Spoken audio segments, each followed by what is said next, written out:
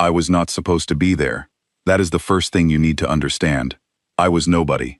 A third-string diplomatic attaché from a species that the Galactic Council barely tolerated, standing in the grandest hall in the known universe, because everyone above me had either fallen sick or been reassigned. My name is Ethan Cole, and 6 years ago, humanity scraped its way into a probationary seat on the Galactic Council. We were the newest species, the weakest, the smallest delegation, and on that particular evening, I was the only human in a room full of beings who had been running civilizations since before my ancestors figured out fire. The grand deliberation hall of the Galactic Council stretched across 3 kilometers of polished obsidian and living crystal. Delegations from 47 species filled the tiered galleries, their seats arranged in careful order of political importance. Earth's seat was in the last row, at the very back, next to the waste recycling access corridor. I had a folding desk, not even a proper console. A folding desk with one wobbly leg that I had to steady with my boot whenever I leaned forward. The Ascension Gala was the Council's most important annual ceremony. Treaties were signed, alliances were displayed, and ancient rites were performed that most species had been observing for thousands of years before humans learned to smelt bronze. I was there to observe and take notes. That was my entire job. Observe, take notes. Do not speak unless spoken to. Do not embarrass Earth.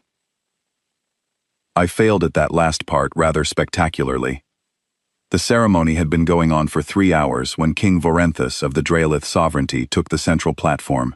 The Draelith were one of the 5 founding species of the Council. Their monarchy stretched back 9,000 years. King Vorenthus himself stood nearly 3 meters tall, with skin like hammered silver and 4 eyes that glowed a deep amber. He moved with the kind of authority that comes from knowing that no one in the room would dare contradict you. He was there to perform the rite of lineage bestowal. I had read about it in my briefing files, but reading about it and watching it happen were 2 very different things. The rite was how a Draelith monarch formally disowned a member of the royal bloodline. It was not quiet. It was not private. It was designed to be as public and as humiliating as possible, because among the Draelith, shame was a weapon sharper than any blade. Vorenthus spoke in the old Draelith tongue, his voice booming across the hall with the weight of ritual. The translators embedded in my earpiece fed me the meaning, a half-second behind each phrase. He was naming his youngest child. He was declaring her lineage null. He was stripping her of every title, every inheritance claim, every legal protection that came with royal blood. He was erasing her from his family tree, as if she had never existed. Then she walked out onto the platform, and I saw her for the first time. Princess Kael was tall for a Draelith female, though still a head shorter than her father. Her skin was the same hammered silver, and 3 of her 4 eyes burned with that deep amber light. The 4th eye, her upper left, was clouded and pale, covered in a lattice of old scarring, a birth defect. Among the Draelith, imperfection in the eyes was considered an omen, a sign of broken fortune, a curse. She wore a plain gray shift instead of royal colors. No jewels, no sigils. Her father had already begun erasing her before she reached the platform. She stood beside him, perfectly straight, her jaw locked tight, and she did not flinch as he spoke the words that unmade her. When the declaration was finished, the rite required one final act. The disowned child had to be bestowed upon another delegation as a ward. It was symbolic, a way of saying that the discarded child was now someone else's problem, someone else's burden.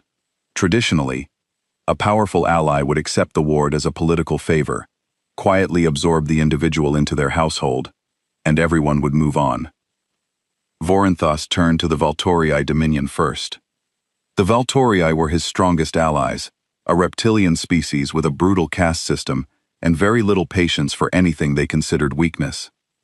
Their lead delegate, a heavy-jawed commander named Selthorin, looked at Kael's scarred eye, let out a bark of laughter, and waved his hand in dismissal. The gallery murmured with amusement. Vorenthus turned to the Scythian coalition. The Scythian were insectoid, calculating, and obsessed with genetic purity. Their delegate did not even look up from her console. She simply shook her head once, and that was that. He tried the Thessari republics. They declined politely but firmly. He tried the Marathi Combine. They said they would consider it, which in diplomatic language meant absolutely not. He tried 6 more delegations. Each one refused. Some refused with pity. Some refused with open contempt. One delegate from a species I did not recognize actually turned his back and walked out of the hall. Each refusal landed on Kyle like a physical blow, though she never showed it. She stood there, perfectly still, while the most powerful beings in the galaxy took turns telling her she was worth nothing. Then Vorenthus turned to the back of the hall, to the last row, to the folding desk with the wobbly leg, to me. The silence that followed was the loudest thing I had ever heard. He spoke in common Galactic now, so everyone could understand. He said that the Draelith sovereignty wished to extend a gesture of diplomatic generosity to the newest member of the council. He said that Earth would be honored to receive a ward of royal Draelith blood. He said it with the careful, measured tone of a man who knew exactly how cruel the joke was. 47 delegations looked at me. Some of them were already laughing. The Valtori delegate was shaking with it, his heavy shoulders heaving. The Scythian made a clicking sound that their species used to express amusement at something pathetic. Even the smaller delegations, the ones who usually kept quiet and avoided attention, were smirking behind their consoles. The message was clear. Vorenthus was dumping his unwanted daughter on the only species too weak to refuse. It was a final, perfect humiliation. For her and for us. I looked at Kyle. She was not looking at me. She was looking at a fixed point somewhere above the gallery, her 3 good eyes locked on nothing, her scarred eye catching the light. Her hands were clasped behind her back, and I could see her fingers trembling, not with fear, with the effort of holding herself together in front of a room full of people who had just confirmed what her father wanted her to believe, that she was nothing, that she was less than nothing. I knew that look. I had been wearing it for 6 years. Every time a Valtorii delegate bumped into me in the corridor and pretended I was invisible. Every time a trade proposal from Earth was dismissed without being read. Every time someone made a joke about the primitive species playing pretend in the big hall. I knew exactly what it felt like to stand in a room full of people who had already decided you did not matter. I stood up from my folding desk. The wobbly legs scraped against the floor, and the sound echoed across the silent hall. I straightened my jacket. I cleared my throat. And I accepted. I said that Earth was grateful for the honor.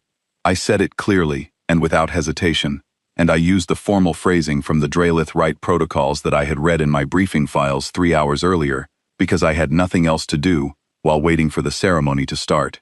I said every word correctly, and I did not stammer, and I did not look away from King Vorenthus while I said it.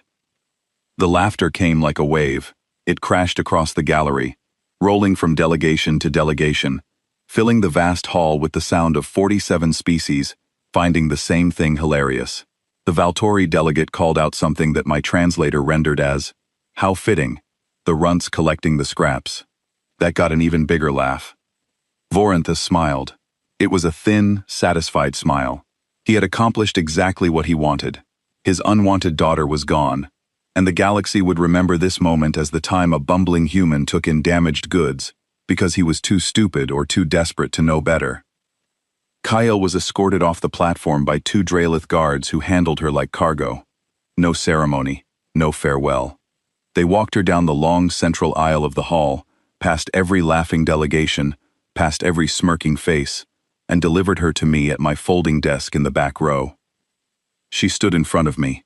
Up close, she was striking.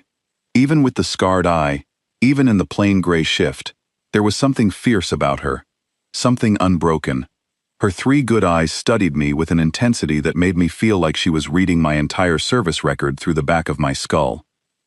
I said, "I am Commander Ethan Cole. I will take you to my quarters, and we will figure this out." She said nothing. We left the hall together, while the laughter followed us out the door. My quarters were on the station's lowest residential level. 2 small rooms, a shared washroom, and a food preparation unit that had been broken for a week and only produced meals at 1 temperature, which was slightly too hot. The Draelith royal quarters, I had read, occupied an entire wing of the station's upper levels and included gardens, fountains, and a private observatory. I gave Kial the larger of my 2 rooms. It was not much larger, but it had a window that looked out onto the station's docking ring, and I thought she might want something to look at that was not a wall.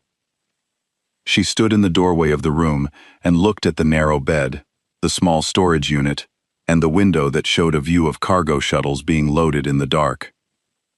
"You should not have done that," she said. Her voice was low and controlled, every word precise. "You have made yourself a joke to every species in this galaxy." "I was already a joke," I said. "At least now I am a joke who did the right thing." She stared at me with those 3 bright eyes and that one clouded one. I could not read her expression. I did not know enough about Draelith facial cues to understand what she was feeling. But she did not argue. She did not protest. She stepped into the room, and she closed the door behind her, and that was the end of our first conversation. I sat down on my own bed in the smaller room and stared at the ceiling and wondered what I had just done. I had no authority to accept a ward on behalf of Earth. I had no budget to support an additional person. I had no plan, no strategy, no idea how to care for a Draelith princess who had just been publicly destroyed by her own father in front of the entire galaxy. But I kept thinking about the way her fingers had been trembling behind her back, the way she had refused to flinch, the way she had stood there, alone, while everyone looked away. On Earth, when somebody falls, you help them up. It is not complicated. It is not strategic. It is just what you do. And if the rest of the galaxy thought that was funny, then the rest of the galaxy could keep laughing. I had a feeling they would not be laughing forever. The morning after the Ascension Gala, I woke up to 17 messages on my diplomatic console. 14 of them were from Earth's Department of Interstellar Affairs. The subject lines got progressively angrier as they went. The first one said, "Please explain your actions at the gala." The 14th one said, "You are to take no further independent action. Recall proceedings are under consideration." The other 3 messages were from council delegations. 2 were thinly veiled mockery disguised as congratulations. The third was from a Marathi trade attaché, and it was not mocking at all. It was something much worse, but I did not understand that yet. I made 2 cups of the only hot beverage my broken food unit could produce, which was a thin, slightly bitter broth that tasted like someone had boiled cardboard in weak tea. I knocked on Kael's door and left 1 cup outside it. When I came back 20 minutes later, the cup was empty. She had not opened the door while I was watching.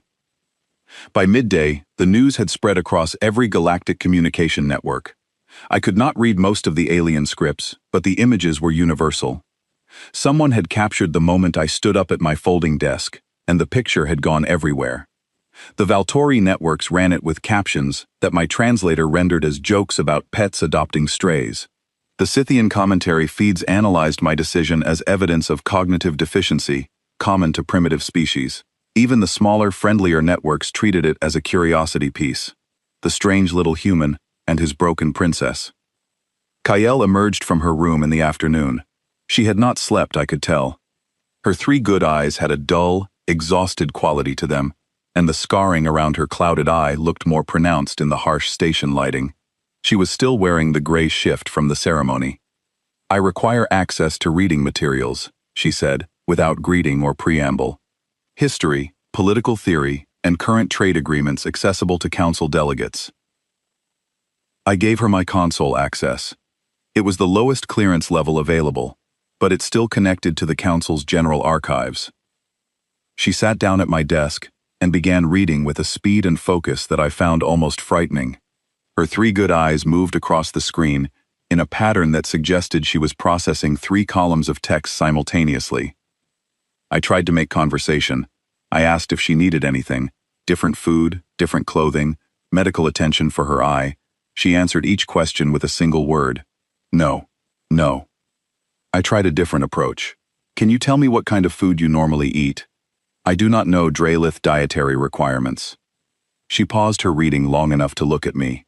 "The Draelith consume primarily protein-dense cultivated organisms prepared at low temperatures. Your food preparation unit is inadequate. I will adapt to whatever you have available." "The broth this morning, was it acceptable?" "It was terrible," she said, "but I have consumed worse." Then she went back to reading, and I understood that the conversation was over. 3 days passed in this pattern. Kael read, I fielded increasingly hostile messages from Earth and increasingly amused messages from other delegations. The Council's social feeds kept producing new variations of the joke. Someone created an animated image of a small human figure carrying a broken statue on his back, and it circulated for days. On the fourth day, two things happened that changed everything. The first was small. I was reviewing station maintenance logs because I had nothing else to do, and I noticed a recurring error in the water recycling system on our level. The same filter array kept throwing fault codes, and the Valtorii engineering team assigned to our section had flagged it as a low-priority nuisance. I mentioned it out loud, mostly talking to myself. Kiel looked up from her reading. "Show me the error log." I turned the screen toward her. She studied it for less than 30 seconds. "The fault is not in the filter array," she said. "The ion exchange membrane in junction 7 is installed with reversed polarity. It is causing mineral buildup in the downstream filters, which triggers the fault code. The Valtorii engineers are replacing filters that do not need replacing because they did not bother to trace the error to its source." I stared at her. "How do you know that?" "I studied fluid dynamics and environmental engineering for 6 years," she said. "My father did not disown me because I was stupid, Commander Cole. He disowned me because I was smarter than my brothers, and I refused to pretend otherwise." She said it flatly, without self-pity or pride. It was a fact, like stating the temperature or the time. I reported the membrane issue to station maintenance. A Thesari engineer confirmed the diagnosis within an hour. The Valtorii engineering team had missed it for 3 months. Nobody thanked us, but the water on our level stopped tasting like rust, and that was something. The second thing that happened on the fourth day was not small at all. A formal communication arrived from the Marathi Combine. It was addressed to me as Kyle's custodian, and it was written in the dense, layered language that the Marathi used when they wanted to sound reasonable while being anything but. The core message was simple. Kyle was lineage null. She had no species protections under Dralith law. She had no formal citizenship anywhere. Under council statutes, an individual without species protections could be claimed for labor indenture by any recognized trade entity. The Marathi Combine was generously offering to take Kyle off my hands and place her in a productive indenture arrangement. I read it twice to make sure I understood what they were saying.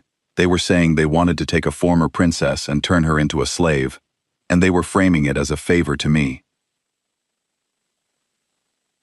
I showed the letter to Kyle. She read it without visible reaction. "This was expected," she said. "The Marathi have wanted access to Dralith royal knowledge for decades. A disowned princess with no legal protections is an opportunity they cannot ignore." "They cannot just take you," I said. "You are under Earth's protection." She looked at me with an expression that might have been pity. "Earth's protection means nothing, Commander. You have no fleet presence in this sector. You have no trade leverage with the Marathi. You have no allies who would intervene on your behalf. If the Marathi press this claim, the Council will allow it, because nobody will spend political capital defending a probationary species over one discarded Dralith." She was right. I knew she was right, and I did not care. I sat down at my console and wrote a response to the Marathi Combine. I spent an hour on it. I used every piece of formal diplomatic language I knew, and I made the message absolutely clear. Kyle was a ward of the Earth delegation. Any attempt to claim her for indenture would be treated as an act of aggression against a council member species. Earth did not abandon its people. In the middle of the letter, I used an old English expression about where exactly the Marathi could put their generous offer. I thought the translator would soften it. It did not. It translated the idiom with brutal, anatomically specific accuracy into Marathi trade language, which apparently had very precise vocabulary for that sort of thing. I sent it before I could think better of it. Kyle read the sent message over my shoulder. She was quiet for a long time. "You will suffer consequences for this," she said. "Probably," I said. "But they are my consequences." Something shifted in her expression. It was subtle. The Dralith do not show emotion the way humans do. Their faces are built differently, but something changed behind those 3 bright eyes. Not warmth, not gratitude. Something more like surprise, as if she had encountered a creature that her extensive education had not prepared her for. "You are not what I expected a human to be," she said. "What did you expect?" "Weak," she said, "afraid, eager to please the stronger powers." "I am all of those things," I said.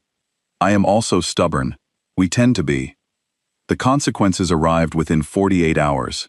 The Marathi Combine filed a formal objection to Earth's pending trade petition with the Council. The petition had been working its way through committees for 2 years. It would have given Earth access to 3 new resource markets and reduced our import tariffs by 30%. It was the single most important economic document my government had in play, and the Marathi killed it with one filing. Earth's Department of Interstellar Affairs sent me a message that was no longer angry. It was cold. It listed the economic projections that the failed trade petition would have generated. It calculated the jobs that would not be created, the technologies that would not be acquired, the colonial development projects that would be delayed. And at the bottom, in language so restrained it practically vibrated with fury, it said that my recall was being expedited and that I should prepare to hand over all diplomatic responsibilities to my replacement within 30 days. I sat in my small room and stared at that message for a very long time. Then a different message arrived. It came through an encrypted channel that I did not even know my console could receive. It was from the Thessari Republics. The Thessari were a mid-tier power in the Council. Not flashy, not aggressive, but respected for their intelligence networks and their careful, patient diplomacy. Their message was short. "We have observed your handling of the Draelith ward situation with interest. The manner in which a species treats those who have been discarded tells us more about their character than any trade agreement. We would welcome a private conversation at your convenience." I read it 3 times. Then I looked through the door at Kiel, who was still reading at my console, still absorbing information at a rate that made my head spin, still wearing the gray shift because I had not figured out how to requisition Draelith-compatible clothing through the station's supply system. Someone was watching. Someone was paying attention to more than the joke. I wrote back to the Thessari and accepted their invitation. That night, I heated 2 cups of the terrible broth and brought one to Kiel. She took it without looking up from her reading. "The Thessari contacted me," I said. "They want to talk." Her reading stopped. All 3 good eyes focused on me with sudden, sharp intensity. "The Thessari do not make contact without reason," she said. "What did they say?" I showed her the message. She read it, and something happened that I had not seen before. The corner of her mouth moved, just slightly, just barely, but it was there. "Perhaps," she said, "you are less foolish than I assumed." It was not a compliment, but coming from her, it felt like the beginning of one. 3 weeks after the Ascension Gala, my quarters smelled like cumin. This detail matters because it was the first sign that something fundamental was shifting between Kiel and me, and it had nothing to do with politics. I had been experimenting with the food preparation unit, trying to find something that Kiel could tolerate. Draelith cuisine relied on cold-prepared proteins with minimal seasoning. Human food, by Draelith standards, was an assault on the senses. Too hot, too complex, too many competing flavors hitting too many receptor points at once. Kiel had been surviving on the bland broth and raw nutrient blocks that I requisitioned from the station's emergency supply, and she never complained, but I could see that she was losing weight. Her silver skin had taken on a dull, ashen quality, and the sharpness in her eyes had started to fade around the edges. So I started trying things. I pulled basic ingredients from the human supply stores and prepared simple dishes, adjusting temperatures downward and reducing seasoning to almost nothing. Most of my attempts were failures. A cold grain bowl that she said tasted like wet sand. A protein preparation that she said smelled like engine coolant. A fruit compote that she took 1 bite of and set down without comment, which was somehow worse than criticism. Then I tried a lightly seasoned cold lentil mixture with just a trace of cumin. I had almost no cumin left in my personal supply. It was 1 small packet that I had brought from Earth, because the smell reminded me of my mother's kitchen, and I had been saving it for a day when I really needed comfort. But Kiel needed it more. She tasted it. She paused. She tasted it again. "What is this flavor?" she asked. Cumin. It is a seed from a plant on Earth. We grind it into powder and use it in cooking. Your species weaponized flavor, she said. It was the first time I heard anything close to wonder in her voice. She ate the entire bowl and asked if there was more. There was not more. Not yet. But the next day, I traded a Thesari supply clerk 3 hours of English language tutoring for a container of spices from a merchant vessel, and I began cooking for Kael every evening. She never thanked me in words, but she started coming out of her room earlier. She started sitting at the table while I cooked instead of retreating to her console, and she started talking. Kael talked the way she read, rapidly, precisely, and with a depth of knowledge that consistently stunned me. She knew the political history of every major council species going back centuries. She understood trade economics at a level that made Earth's senior analysts look like students. She could recite the voting records of every council delegate from memory and predict how they would vote on issues that had not even been raised yet. She was, I realized, the most brilliant political mind I had ever encountered, and her father had thrown her away.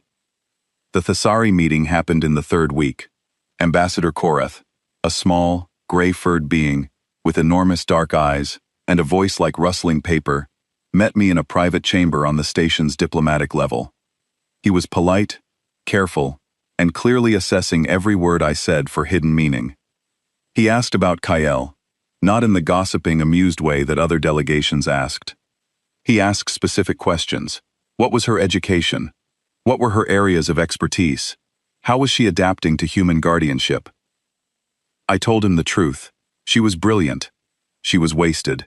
And she was advising me, whether I had asked for it or not, because she could not stop herself from solving problems when she saw them. Korath's enormous eyes blinked slowly. That is what I suspected, he said. We have been watching the Dralith court for some time, Commander Cole. The disowning of Princess Kael did not align with the patterns we expected. Vorenthus is many things, but he does not discard assets without reason. She is not an asset, I said, and I heard the edge in my own voice. She is a person. Korath studied me for a long moment. Then he said, that response is why I asked for this meeting. Most species in your position would be looking for a way to leverage the situation. You appear to be genuinely concerned about her welfare. Is that unusual? In this building? Extraordinarily. 2 days after the Thesari meeting, Kael changed the trajectory of Earth's entire council presence, and she did it in 45 minutes. There was a minor trade dispute on the council floor. The Scythian coalition was pushing a tariff restructuring that would have increased costs on imported biological materials by 12%. It sounded technical and boring. It was technical and boring, but buried in the restructuring was a clause that would have specifically disadvantaged newer council members who relied on biological imports for their colonial development programs. Species like Earth. I had been planning to abstain from the vote. Abstaining was what Earth always did on trade issues that we did not fully understand, which was most of them. It was safe. It was invisible. It was exactly the kind of passive behavior that kept us trapped in the back row. Kael read the proposal the night before the vote. She sat at my console for 4 hours, cross-referencing the tariff language against 14 different trade treaties and 6 council precedent rulings. When she was done, she turned to me and said, "They are targeting you." What? The Scythian. This restructuring is designed to look general, but the clause on biological import classifications will specifically affect Earth, the Nilari, and 2 other newer species. The Scythian have been trying to slow your colonial development for 3 years. This is their latest approach. How do you know the Scythian are specifically targeting us? Because I watched my father use the same technique against the Thesari 8 years ago. Different language, same structure. The Dralith Royal Court invented this kind of buried legislative sabotage. I grew up studying it. She spent the next 2 hours coaching me. She taught me how to identify the specific clauses that were designed to harm us. She showed me how to frame a counter-argument using precedents from a 200-year-old Thesari trade ruling that most delegates had forgotten existed. She drilled me on delivery, timing, and the specific diplomatic phrases that would signal to neutral delegations that I knew exactly what the Sign were doing. The next day, I stood before the council and presented a counter-argument so precise, so surgically targeted, that 3 neutral delegations changed their votes in real time. The Scythian delegates' compound eyes went wide, which in their species was a sign of genuine shock. She had expected Earth to abstain. Instead, I had just dismantled her proposal, using her own precedent structure against her. The vote failed. The restructuring was sent back to committee. For the first time in 6 years, Earth had not just participated in a council decision, but had actually changed the outcome. The Valtorii delegate caught my eye as I left the floor. He was not laughing anymore. He was watching me with the narrow, calculating expression of someone who has just noticed that the small animal in the corner might have teeth. After the session, Korath found me in the corridor. He looked pleased, which for a Thessari meant his enormous eyes were slightly less mournful than usual. "Your arguments had the structure of Drelith royal court rhetoric," he said. "Someone is advising you." I said nothing. "Whatever you are doing with that girl," he said, "keep doing it." That evening, I made Kiel a cold lentil dish with cumin and a new spice I had acquired, a sharp red powder called paprika. She ate it slowly, thoughtfully, and then she asked me about Earth. Not about politics or trade or military capacity. She asked about the planet itself. What did it look like? What did it smell like in the morning? Were there oceans? And if so, what color were they? I told her about the sea at dawn, when the water catches the first light and turns to gold. I told her about forests so thick that you can walk for hours and never see the sky. I told her about cities that never sleep, and mountains that touch the clouds, and deserts that stretch so far the horizon bends.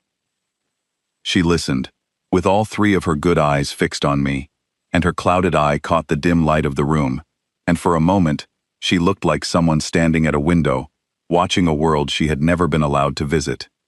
"It sounds beautiful," she said. "It is," I said. "Maybe you will see it someday." She did not respond to that. Instead, she was quiet for a long time, and then she told me the truth about why her father had disowned her. It was not the eye. The scarred eye was the excuse, the public justification, the convenient explanation that satisfied anyone who did not look too closely. The real reason was far more dangerous. 18 months before the Ascension Gala, Kiel had been conducting an independent review of her father's trade agreements. She did this regularly. It was part of her education, part of the preparation that every Drelith royal underwent for eventual governance responsibilities. She was thorough, methodical, and relentless, and she found something that she was not supposed to find. Her father had signed a secret agreement with the Marathi Combine. The deal traded exclusive mining rights to 3 Drelith colony worlds in exchange for advanced weapons technology. The colony worlds were home to nearly 2 billion Drelith citizens who had not been consulted and did not know that their resources had been sold from under them. The weapons technology was classified under council regulations as restricted, meaning the transfer itself was illegal under Galactic law. Kiel brought the evidence to her father. She expected him to explain, to justify, to perhaps even be grateful that she had caught a vulnerability before the council discovered it. Instead, Vorinthus told her that she would never speak of it again. When she said she could not remain silent about something that harmed billions of Drelith citizens, he called her a traitor. When she told him that she would bring the evidence to the council if he did not end the deal, he began the process of declaring her lineage null. By stripping her of her royal status, he destroyed her credibility. A disowned princess with a scarred eye, making accusations against the most powerful king in the galaxy, would be dismissed as bitter, delusional, and desperate for attention. No one would listen. No one would investigate. He did not discard her because she was flawed. He discarded her because she was dangerous. "I have the evidence still," she said. Her voice was steady, but I could see the tension in her hands, the way her fingers pressed hard against the table surface. "Encrypted files, hidden in a format that Drelith intelligence cannot access because I designed the encryption myself.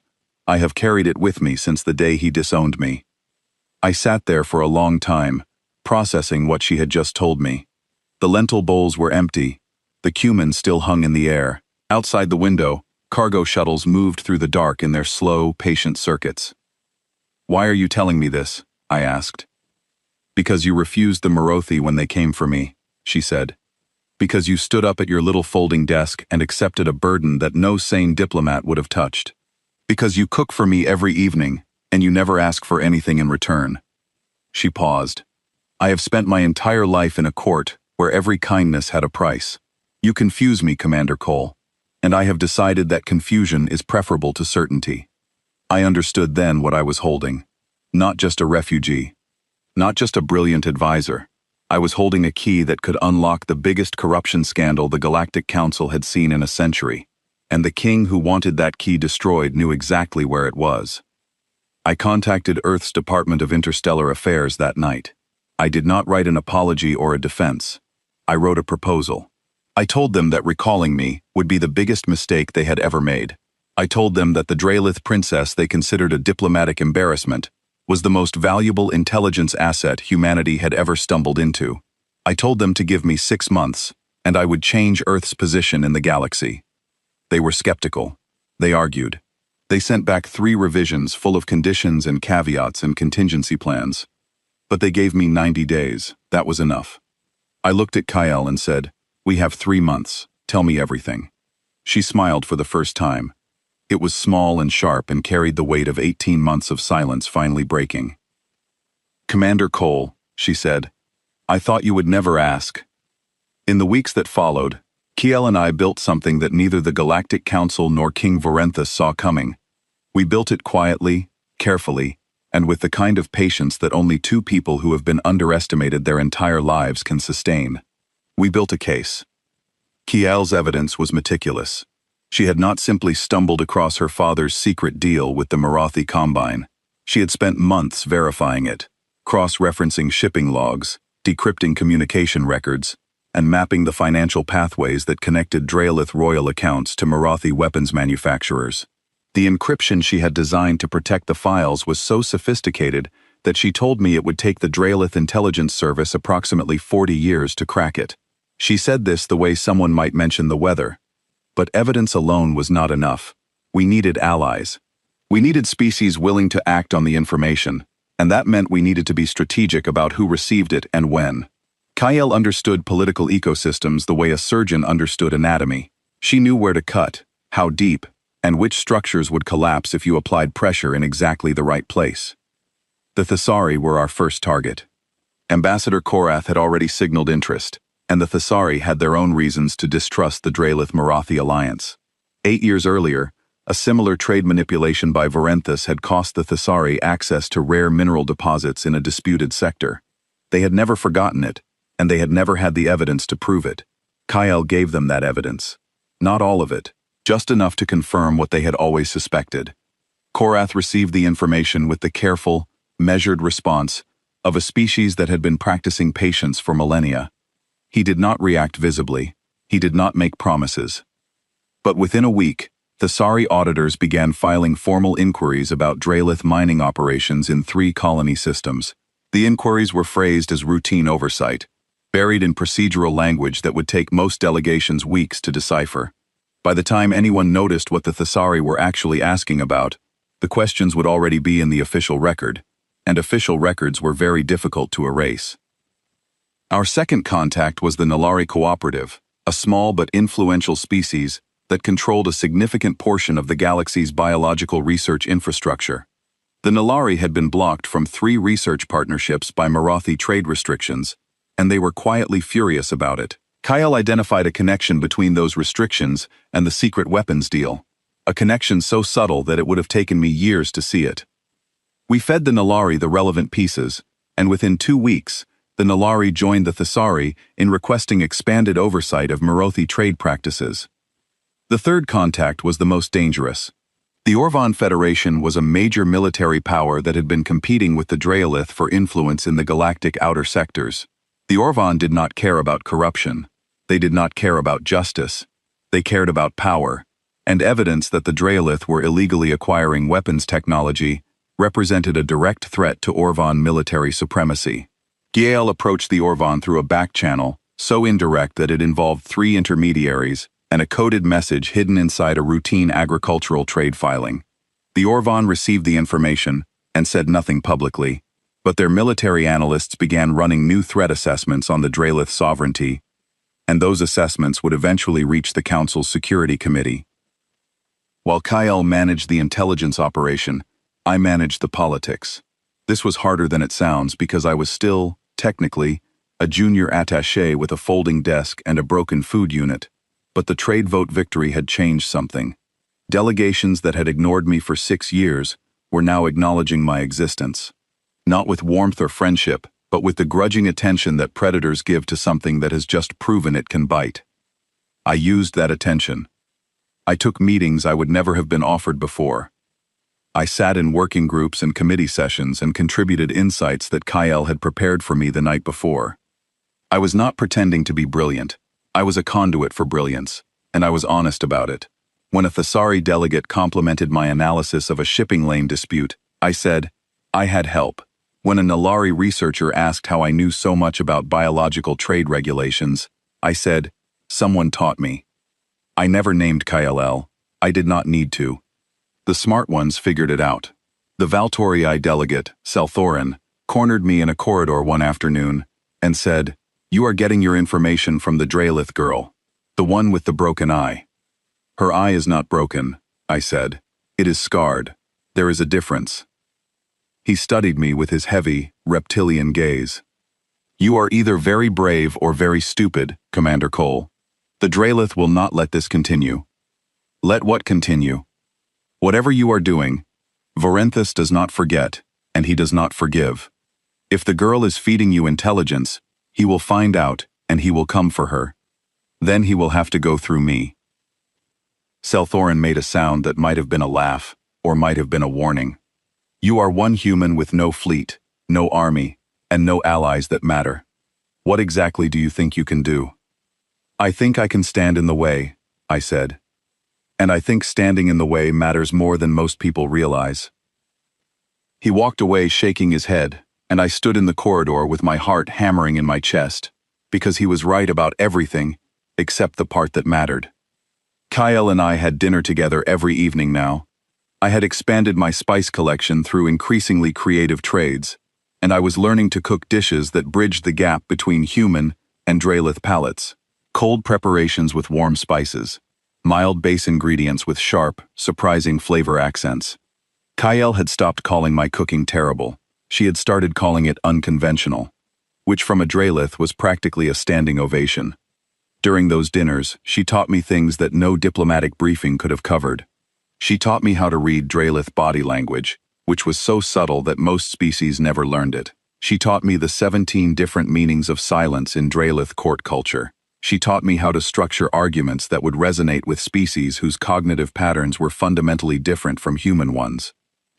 And slowly, carefully, she told me about her life before the disowning, about the royal court where she had grown up, surrounded by servants who watched her every move, and brothers who resented her intelligence. About the tutors who praised her in private and ignored her in public, because a princess who was smarter than her brothers was a political inconvenience. About the eye, scarred since birth, that had given her father an easy excuse to keep her in the background where her brilliance would not embarrass anyone. I learned to be invisible, she said one evening. I learned that the best way to survive in a palace full of people who wanted me gone was to be so quiet and so useful that removing me would cost more than keeping me. I became my father's best analyst, his sharpest advisor, his most reliable intelligence asset, and he used me for years. He used everything I could do, and he gave me nothing in return, and when I finally became a threat instead of a tool, he threw me away. You are not invisible anymore, I said. No, she agreed. I am sitting in a tiny room on the lowest level of a space station, eating spiced lentils with a human who has a folding desk and more courage than sense. My father would find this humiliating. I find it rather pleasant. It was the closest she had ever come to saying she was happy. I did not push it. I had learned enough about Dralith emotional expression to know that pushing would only make her retreat, so I refilled her bowl instead, and we sat together in the warm smell of cumin and paprika, and for a few hours, the galaxy outside the window did not seem quite so hostile. The storm broke on the 61st day of my 90-day window. King Vorenthus had finally traced the source of the disruptions to his trade deal. Thessari auditors were asking pointed questions. Horvon military assessments were flagging Draelith weapons acquisitions. 3 colony worlds were demanding explanations about mining rights they had never agreed to sell. The threads all led back to the same place. The lowest level of the station. The 2 small rooms where a human and a disowned princess had been quietly dismantling a king's secrets. Vorenthus filed a formal demand with the Galactic Council. He invoked an ancient Draelith statute that granted the monarchy the right to reclaim lineage-null individuals for what he called family reconciliation. The language was archaic and beautiful and meant exactly one thing. He wanted Kael back. He wanted her back so he could silence her permanently. The council scheduled a hearing for the following week.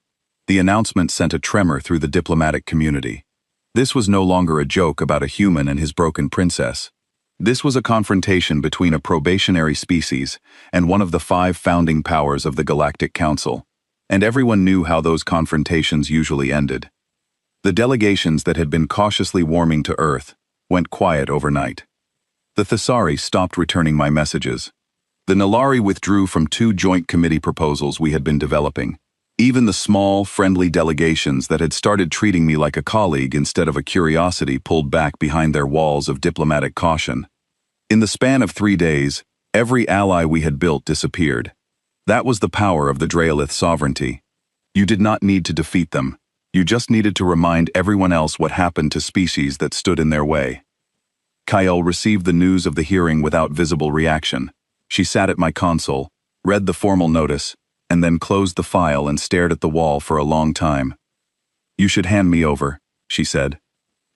"No. Commander Cole, you are facing a founding species in formal proceedings. You have no legal precedent, no military backing, and no political support. The Council will order my return because defying Vorenthus costs more than appeasing him. That is how power works." "I know how power works," I said. "I have been on the wrong end of it my entire career." "Then you know that you cannot win." "Maybe not, but I can make it expensive." She looked at me. All 3 of her good eyes were bright and sharp, and her scarred eye caught the light in a way that made it look almost luminous. She was afraid. I could see it now, in the way her hands were perfectly still, in the way her breathing had become deliberately controlled. She was afraid, and she was trying to protect me by telling me to give up, and she was doing it in the only way she knew how, which was by being logical and cold and right about everything, except the thing that mattered most.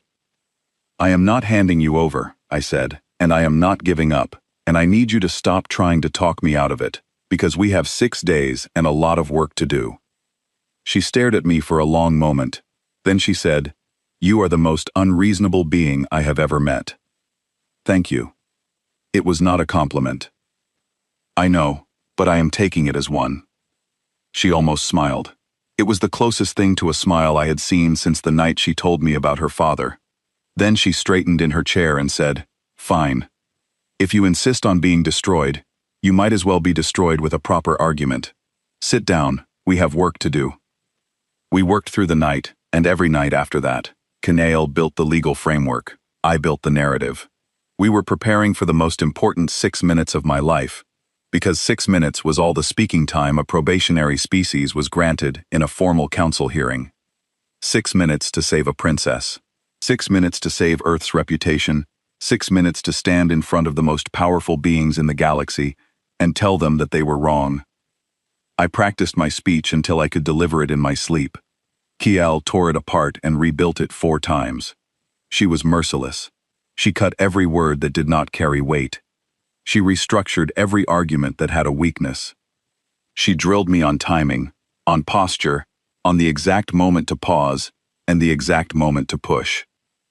On the morning of the hearing, she straightened the collar of my dress uniform and said, "Whatever happens in there, Commander Cole, I want you to know that you have already done something that no one else in this galaxy was willing to do. You treated me like a person. The rest is details." I walked into the grand deliberation hall with her words still warm in my chest, and the weight of an entire species on my shoulders, and absolutely no idea whether I was about to change history or become its footnote. The grand deliberation hall was full. Every delegation, every gallery, Every observation platform was occupied. Word of the hearing had spread across the station like a shockwave, and species that normally could not be bothered with internal council proceedings had sent observers to watch. They were here for the same reason people had always gathered to watch unequal contests. They expected to see something crushed. King Voranthus stood on the central platform. He was magnificent and terrible, dressed in the full ceremonial armor of the Dralith sovereignty, silver and black, and studded with gemstones that pulsed with bioluminescent light. He carried himself with the absolute certainty of a being who had never been told no, and expected today would be no different. His legal advocates flanked him, 6 of them, each one a specialist in galactic governance law, with decades of experience dismantling smaller species in formal proceedings. Behind them, the Marathi Combine had sent 3 observers, who were technically neutral parties, but whose presence was a clear signal. The Marathi were backing the Dralith. The biggest trade bloc in the galaxy was standing behind the most powerful monarchy in the galaxy, and they were both pointing at me. I stood at Earth's podium. My folding desk had been replaced for the occasion with an actual podium, which was the council's way of acknowledging that this hearing was serious enough to give me real furniture. I wore my dress uniform, which was wrinkled because the station's laundry service did not prioritize the lowest level. I had no legal advocates. I had no allies visible in the gallery. I had a 6-minute speaking window and a speech that Kiel and I had rebuilt 4 times in 6 sleepless nights. Kiel sat in the public gallery, 3 rows back. She was wearing the gray shift. She had refused my offer to find her something better. She said she wanted the council to see what her father had reduced her to. She wanted them to look at the plain gray fabric and remember the ceremony where she had been stripped of everything while they laughed. The hearing began with Voranthus. He spoke for 20 minutes because founding species had no time limits. His argument was built on 3 pillars. First, Kiel was Dralith by blood, and Dralith blood belonged under Dralith authority regardless of lineage status. Second, the placement of a Dralith royal ward under human guardianship was an affront to Dralith cultural sovereignty. Third, and this was the part that made my stomach tighten, he expressed concern for Kiel's welfare under human care, implying that a species as primitive as humanity could not possibly provide adequate conditions for a Dralith individual. He used the word charity case. He said it with the precise, deliberate cruelty of a man who had practiced being cruel his entire life. He said that Earth's guardianship was well-intentioned but inadequate, the way one might compliment a child for trying to build a bridge out of twigs. The gallery murmured in agreement. Several delegations nodded. The Valtorii delegate looked at me with something that might have been pity. Then it was my turn. 6 minutes. I stepped up to the podium. I did not grip it. Kiel had taught me that gripping the podium signaled nervousness to 17 different species. I rested my hands lightly on the surface, the way she had shown me, and I looked out at the hall. I did not start with legal arguments. Kiel had told me that legal arguments were the weapon of the powerful, and I was not powerful. I was something else. I was honest. I said that I was not a senior diplomat. I was not a legal scholar. I was a junior attaché who had been assigned to a folding desk in the back row of this hall, because that was where the galaxy had decided humanity belonged. I said that I had accepted guardianship of Kiel, not because of political strategy or diplomatic calculation, but because on the night of the Ascension Gala, I had watched a young woman stand alone on a platform while every species in the galaxy took turns telling her she was worthless, and I could not walk away from that. I said that on my world, people had been discarded before, for the color of their skin, for disabilities they were born with, for believing the wrong thing, or being born in the wrong place, or loving the wrong person. I said that every single time a society threw someone away, they were wrong. Every time. Without exception. The people who were discarded turned out to be the scientists, the artists, the leaders, the visionaries. They turned out to be the ones who mattered most, because something about being told you are nothing makes some people determined to prove that they are everything. I said that Kiel was not a charity case. She was the most brilliant mind I had ever encountered. She had corrected engineering errors that trained professionals had missed. She had identified legislative traps that experienced diplomats had overlooked. She had done more for Earth's position in the Council in 3 months than 6 years of careful, quiet, invisible diplomacy had accomplished. I said that Earth did not accept Kyle because we were desperate, or because we were too weak to refuse. We accepted her because we do not believe that anyone is disposable. That is not a policy. That is not a strategy. That is who we are. It is the one thing about humanity that I am most certain of, and it is the one thing that I will never apologize for. Then I used my remaining time to present evidence. Not all of it. Kyle had been very specific about this.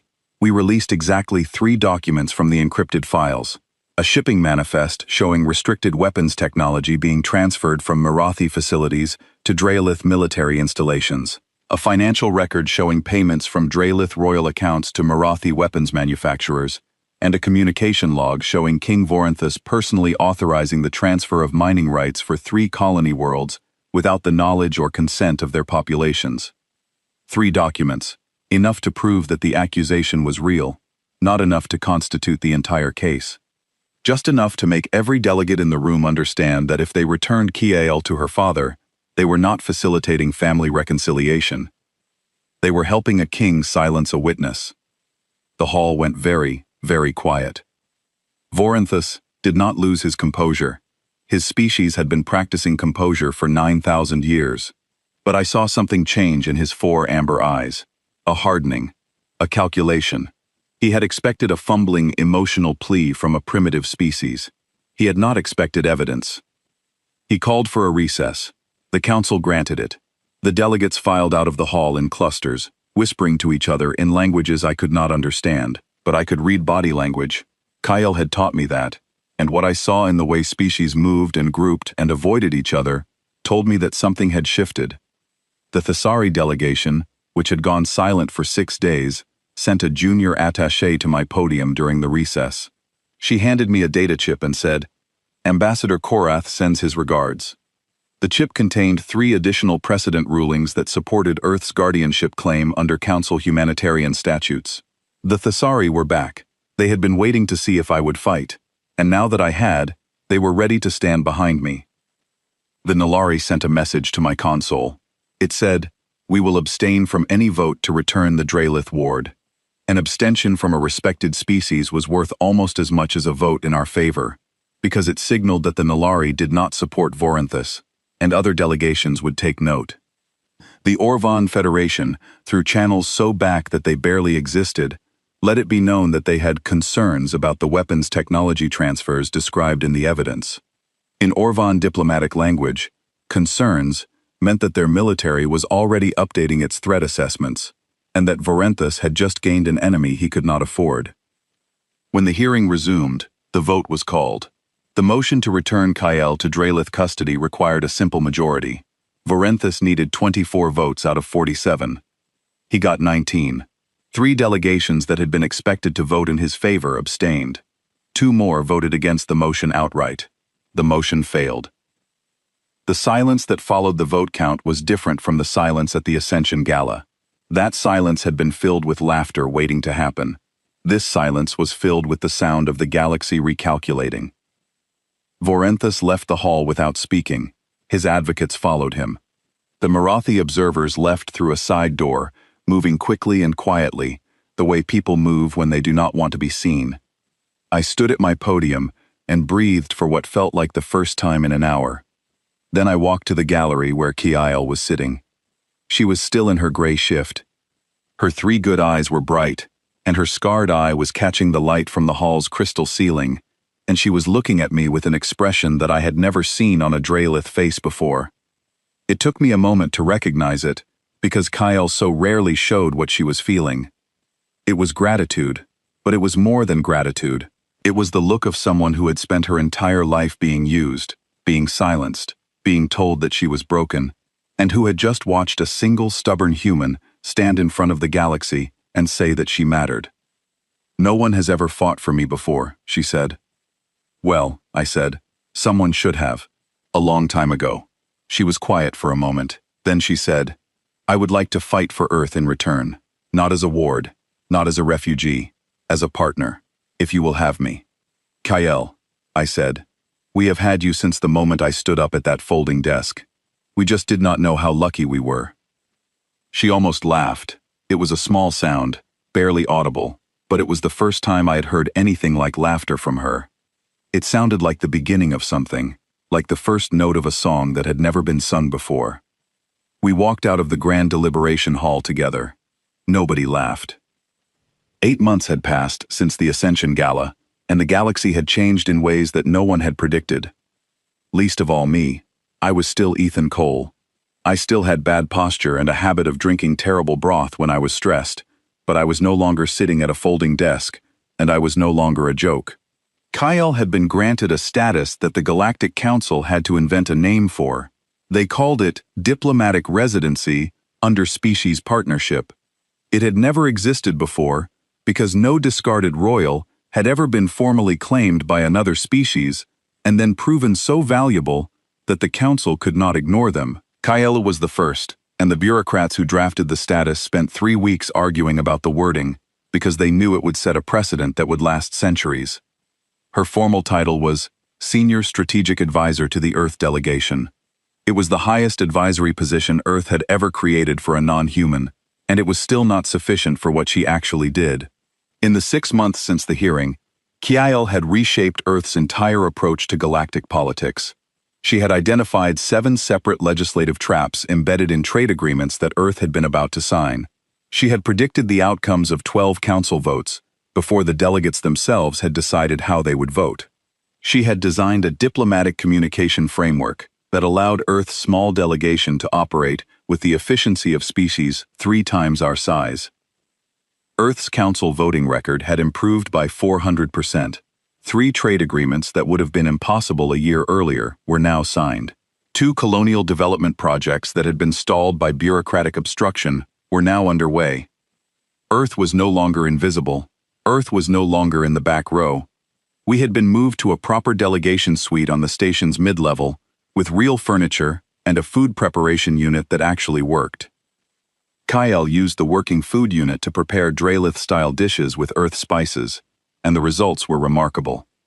She had developed a particular fondness for coriander, which she said reminded her of a plant that grew in the gardens of the Draelith royal palace. She never spoke about the palace with longing. She spoke about it the way a soldier speaks about a battlefield they survived, with respect for its danger and no desire to return. On a morning that started like any other, the full scope of the Voranthus-Marathi corruption deal was made public. But it was not Kyle or I who released it. It came from inside the Draelith sovereignty itself. 3 senior military officers, who had served under Kyle's command during her years as a royal intelligence analyst, had been quietly gathering their own evidence, building on the foundation that Kyle had laid before her disowning. They had waited. They had watched. And when they saw that Kyle had survived, that she had found protection, that she had proven her father wrong in front of the entire galaxy, they decided it was time to act. The leak was devastating. It contained everything. Financial records spanning 5 years, communication logs between Voranthus and Marathi weapons executives, engineering specifications for the restricted military technology that had been illegally transferred, colony world resource assessments showing exactly how much wealth had been extracted from populations that never consented, environmental impact reports that the Draelith government had suppressed, showing that the mining operations were causing ecological damage that would take generations to repair. The Galactic Council convened an emergency session. The evidence was entered into the formal record by the Thessari delegation, which had been preparing for this moment with characteristic patience. The Nalari provided independent scientific verification of the environmental data. The Orvan Federation, which had been running its own military assessments since the hearing, presented classified analysis showing that the weapons technology transfer had altered the galactic balance of power in ways that affected every species in the Council. The investigation was formally launched within 72 hours. Voranthus's trade agreements were frozen. The Marathi Combine's special trade privileges were suspended pending review.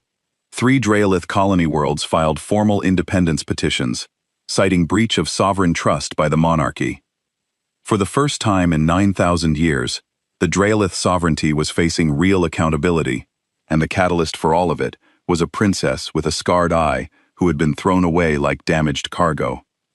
Voranthus was not finished. Cornered animals are the most dangerous kind, and a Draelith king with 9,000 years of institutional power behind him was more dangerous than most. He made his final move on a quiet afternoon when I was reviewing trade documents, and Kyle was analyzing voting projections for an upcoming council session on mineral rights. A formal communication arrived through the Draelith diplomatic channel. It was addressed to Kyle directly, which was unusual because Varenthus had not acknowledged her existence since the hearing. The message was written in High Draelith, the formal language of the royal court, and it carried the personal seal of the king. Kyle read it in silence. Then she read it again. Then she set down the console and looked out the window at the stars for a very long time. "He wants to restore my lineage," she said. I stopped what I was doing. What? Full restoration. My titles, my inheritance, my place in the royal succession, all of it. Returned. He is offering to undo everything he did at the Ascension Gala. She paused. There is one condition. You return to the sovereignty. And I remain silent, publicly, permanently. I accept the restoration, I return to the palace, and I never speak about the trade deal, or the corruption, or the colony worlds again. I become what I was before, quiet, useful, invisible. She said it without emotion, but I could hear what was underneath the words. This was the thing she had lost, her identity, her family, her place in the only world she had ever known. Her father was offering to give it all back, and all she had to do was become a ghost again. What do you want to do? I asked. She looked at me. 3 bright eyes and 1 scarred one, all of them steady. I want to address the council, she said. The emergency session was still in progress when Kyle requested speaking time. The council chair, a Thessari elder who had seen more political earthquakes than most species had experienced in their entire histories, granted the request without hesitation. There was precedent for it, there was no precedent for it. It did not matter. Everyone in the hall wanted to hear what the Draelith princess would say. Kiel walked to the central platform. She was still wearing the gray shift. I had offered, again, to find her proper attire. She had refused, again, for the same reason. She wanted the galaxy to see. She stood where her father had stood 8 months earlier, when he had declared her lineage null. She stood on the exact spot where he had erased her, and she spoke. She did not raise her voice. She did not need to. The hall was so quiet that her words carried to every corner without amplification. She said that her father had offered to restore her lineage. She said that the offer represented everything she had been stripped of. Her name, her title, her place in a dynasty that stretched back 9,000 years.